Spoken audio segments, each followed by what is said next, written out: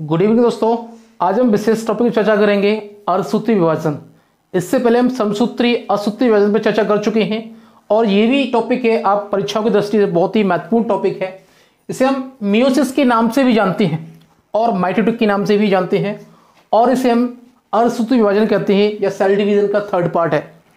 जो कि इसमें जो होता है कि जैसे कि एक कोशिका है या एक सेल है और एक सेल से जो मदर सेल होती है, इसे हम मदर सेल भी बोल सकते हैं। इस मदर सेल से जो न्यू मदर सेल स्टार्ट होंगी या हम कह सकते हैं दूसरी सेल जो बनेंगी, जैसे बोलते हैं डॉटर सेल। डॉटर सेल से 4 सेल बनती हैं और चारों सेल में क्या होता है, उनके क्रोमोसोम्स या आनुवंशिक पदार्थ आधे रह जाते हैं। तो इसी पे हम चर्चा करेंगे आज विशेषकर। उन्हीं में से विशेष हमने पॉइंट निकाले हुए हैं, उन्हीं पर बात चर्चा करते हैं।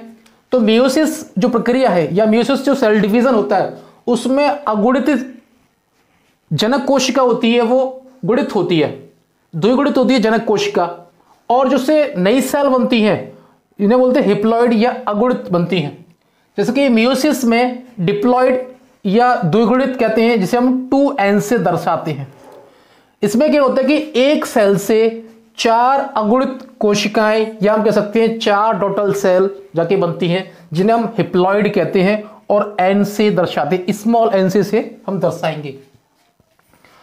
इस सेल डिवीजन में क्रोमोसोम्स की संख्या जो जनक कोशिका होती है या हम कह सकते हैं जो मदर सेल होती है, उस मदर सेल से डॉटर सेल में आधी क्रोमोसोम्स की संख्या रह जाती है। इसे हम न्यूनकारी विभाजन भी कहते हैं। किसे? मियोसिस के। ये क्वेश्चन में पूछा जाता है कि न्यूनकारी विभाजन कौन सी प्रक्रिया है, तो बात बताएंगे इसमें कि मियोसिस जो न्यूनकारी विभाजन है वो मियोसिस है या अर्धसूत्री विभाजन है या मियोटिक विभाजन है। मियोसिस शब्द सबसे पहले फॉर्मर व मुरे ने दिया था। क्वेश्चन पूछा जाता है कि मियोसिस शब्द कहां से दिया है, किस साइंटिस्ट ने दिया है, किस वैज्ञानिक ने दिया, तो फॉर्मर और मुरे ने दिया था। इसमें जो समसूत्री विभाजन होता है, डीएनए का रिप्लिकेशन सेम समान उसी की तरह से होता है, जैसे बोलते हैं डीएनए की प्रतिकृति, इसे हम रिप्लिकेशन भी कहते हैं। ये क्या होता है, समसूत्री विभाजन के समान ही होता है। क्वेश्चन पूछा जा सकता है कि ऐसी कौन सी प्रक्रिया है जो डीएनए, माफ कीजिएगा, जो कि समसूत्री विभाजन और अर्धसूत्री विभाजन में समान होती है। तो डीएनए की रिप्लिकेशन प्रक्रिया होती है वो समान होती है और किस में होती है, इंट्राफेज में होती है। कौन सी अवस्था में होती है, इंट्राफेज अवस्था में या मध्य अवस्था में होती है। इसमें केंद्रक और कोशिका द्रव्य को 2 बार विभाजन होता है। इसमें केंद्रक का और कोशिका द्रव्य का 2 बार इसमें विभाजन होता है, जिसे हम बोलते हैं मियोसिस फर्स्ट और मियोसिस सेकंड के नाम से जाना जाता है। एनिमल सेल में या जंतु कोशिकाओं में मियोसाइट्स 2 बार होता है, जिसे बोलते हैं स्पर्मेटोसाइट्स और oocytes के नाम से जाना जाता है। जो कि ये क्वेश्चन बन सकता है कि एनिमल सेल में अर्धसूत्री विभाजन होता है वो किस प्रकार से होता है या किस कंडीशंस में होता है या कितने प्रकार से हो सकता है। तो इससे क्वेश्चन ऐसे पूछा जा सकता है। तो इस क्वेश्चन को या इस लाइन को हम ऐसे समझेंगे कि जो एनिमल सेल होती है या कह सकते हैं जीवों की जो कोशिका होती है, उनमें जो मियोसाइट्स होता है 2 बार होता है और दोनों बार में उनका एक फर्स्ट होता है स्पर्मेटोसाइट्स और दूसरा होता है हमारा oocytes के नाम से जाना जाता है। ये पे इसी कड़ी में आगे देखते हैं कि प्लांट सेल या पादप कोशिकाओं में, एनिमल सेल में एक समान, प्लांट बात करते हैं प्लांट सेल और एनिमल सेल में एक समान, लेकिन जीवों में अलग अलग या भिन्न गुण होती है।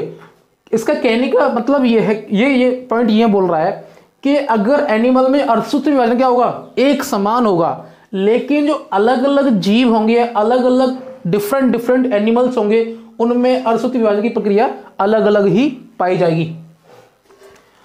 आगे देखते हैं युग्मकी या गैमेटिक या अंतस्थ या मियोसिस। ये जो प्रक्रिया है जीवों में शरीर द्विगुणित और जीवन चक्र को डिप्लॉइटिक जीवन चक्र कहते हैं। या कह सकते हैं जो कि एनिमल्स में जो प्रक्रिया होती है वो गैमेटिक या युग्मक की जो अंतस्थ मियोसिस प्रक्रिया है, इसे हम डिप्लॉइटिक जीवन चक्र के नाम से जानते हैं। इस प्रकार से यहाँ पे इस पॉइंट को समझेंगे। आगे देखते हैं जाइगोट और युग्मनजी। जो प्रारंभिक प्रक्रिया होती है जिसे बोलते हैं मियोसिस, ये निम्न प्लांटों में पाई जाती है।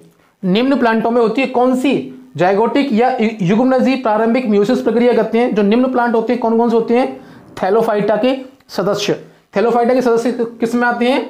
जाइगोट में आते हैं या युग्मनजी प्रक्रिया में आते हैं। इसी में देखते हैं कि इसके सदस्यों में जो बीज संकरण होता है वो किस में होता है? जाइगोट की प्रक्रिया होने पे होता है, जिसमें से क्या होता है? एक में से 4 अगुणित या हिप्लॉइड बीजाणु बनते हैं जिसे हम स्पोर कहते हैं। क्या बनते हैं? बीजाणु बनते हैं जिन्हें स्पोर के नाम से जाना जाता है। और नए अगुणित या हिप्लॉइड, नए या न्यू हिप्लॉइड या नए अगुणित जो पौधों का मुख्य जन्म का जो मुख्य प्लांट बॉडी क्या कहलाता है? हिप्लॉइड के नाम से जाना जाता है। आगे देखते हैं, इनमें जीवन चक्र हिप्लॉन्टिक होता है। क्वेश्चन पूछा जा सकता है कि थैलोपाइटा में या थैलोफाइटा में जो कि जीवन चक्र होता है वो किस प्रकार का होता है? तो हिप्लॉन्टिक प्रकार का होता है निम्न प्लांटों में। ये विशेष रखना पड़ेगा कि इसमें निम्न प्लांटों में होता है। अगला पॉइंट देखते हैं यहां पे, उच्च वर्ग के प्लांट होते हैं जिसे बोलते हैं हायर वर्ग क्लास। हायर क्लास के जो प्लांट होते हैं टेरिडोफाइटा, जिम्नोस्पर्म, एंजियोस्पर्म, इनमें स्पोर मदर सेल्स, जो इनमें स्पोर मदर सेल्स जो पाई जाती है उसमें स्पोरोजेनेसिस के समय, स्पोरोजेनेसिस की प्रक्रिया होती है, उसके समय विभाजन एक ही प्रकार से 2 बीजाणु क्या होते हैं? 2 बीजाणु का निर्माण होता है। दोबारा समझेंगे, जैसे हायर क्लास के जो प्लांट होंगे टेरिडोफाइटा, जिम्नोस्पर्म और एंजियोस्पर्म, इसमें स्पोर मदर सेल से या मदर सेल में क्या होगा? स्पोरोजेनेसिस की प्रक्रिया होगी, उसके समय जो विभाजन होगा एक ही प्रकार से 2 बीजाणु बनेंगे। 2 बीजाणु बनने की प्रक्रिया होती है या 2 बीजाणु का निर्माण होगा।